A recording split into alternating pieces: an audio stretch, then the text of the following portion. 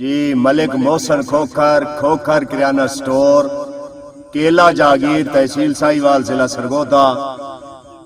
भाई तेरे नाल तबीयत रल गई सही, तेरे मोढिया नाल भी सज वंजना है, पर गुरबत आली खामी नू तेरी महफल के ताई कज वंजना है। उच जिक दे फरक दे विच आके लग आखिर संगत नू बज वंजना है। ओ सानू पक्के राज खिडावने है, तू सरज वंजना है, असा बज वंजना है। जी मोहसन साहब भाई एक दौरा असी भी खासा से सानू आम की तोई वच छोड़ गयो,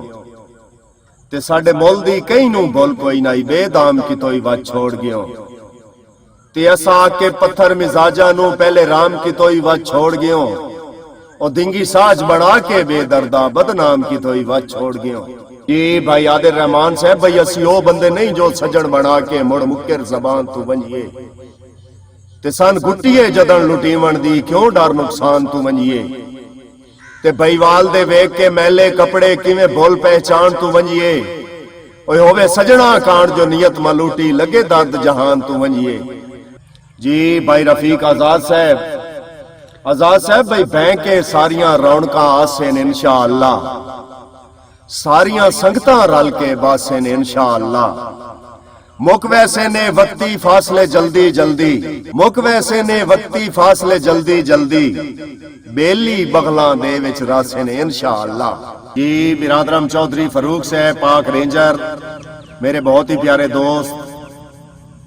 भाई, मेरे मोया हो वैरान गया तेरे तंग जिंदान दा के बनसी, मैं होवना नहीं कहीं मनना नो तेरे हर फरमान दा के बनसी, जे कदी तैब दी याद इच रो पियो तां तेरी हंज दे जान दा के बनसी, ओ मेरी जान जनाब दा सदका है तेरी अपनी जान दा के बनसी।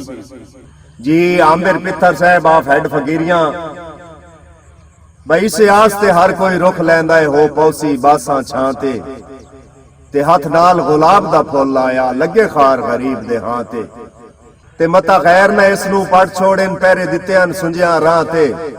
अफसोस रहमान ते धुप रह गई छां डल गई होर किना ते।